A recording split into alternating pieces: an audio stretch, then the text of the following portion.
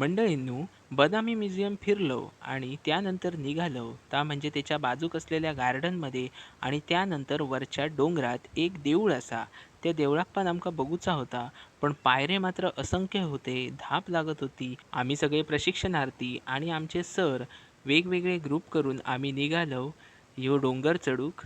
मंडळी, या डोंगराचं वैशिष्ट्य म्हणजे एकदम वरच्या साईडीक तुम्ही गेलास की तुमका पूर्णपणे बदामी शहर बघूक मिळतला. तिकडच्या घरांची रचना बघूक मिळतली, वेगवेगळे ऐतिहासिक स्थळा बघूक मिळतली या एका डोंगरावरनं.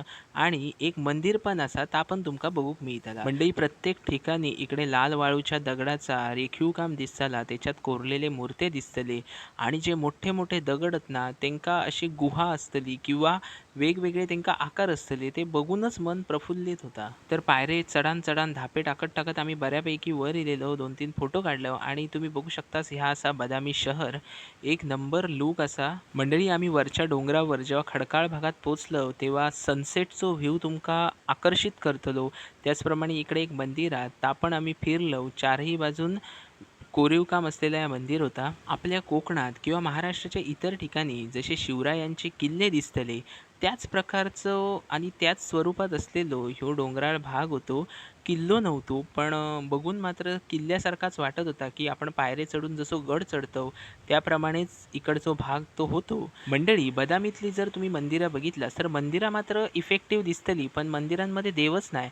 कारण त्या काळी मुघलांनी आक्रमण केलेला होता तेव्हा इकडच्या लोकांनी देवांका सेफ ठिकाणी नेऊन ठेवलेला होता किंवा काय काय देवांची त्यांच्यानी विटंबना केलेली होती. अशा प्रकारे पूर्ण डोंगर जेव्हा आम्ही निहाळून झालो, चांगले फोटो वगैरे काढलं, व्हिडिओ काढलं आणि आम्ही परतीच्या प्रवासात निघालो. या डोंगरावर चढताना मंडळी ह्यो एक व्ह्यू बघा. इकडे ना वेगवेगळे असे पायरे असत आणि दोन दगड असत मोठे मोठे आणि त्याच्यामधनं हे पायरे होतंय. तर आम्ही तिकडे एक रील बनवली, तुम्ही बघू शकतास. मी, सर आणि आमचं पूर्ण ग्रुप इकडे आम्ही रील बनवत होतो. आणि मंडळी, ही रील जे का आम्ही बनवूक सांगितलेलो तो ॲक्च्युली बदामी फिरू गेलेलो होतो आणि तो बाहेरच्या देशातलो होतो.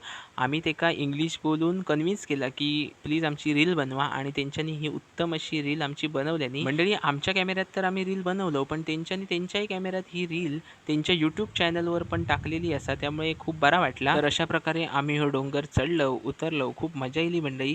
तुम्ही जर बदामी केलास तर नक्की या डोंगराक भेट द्यावा.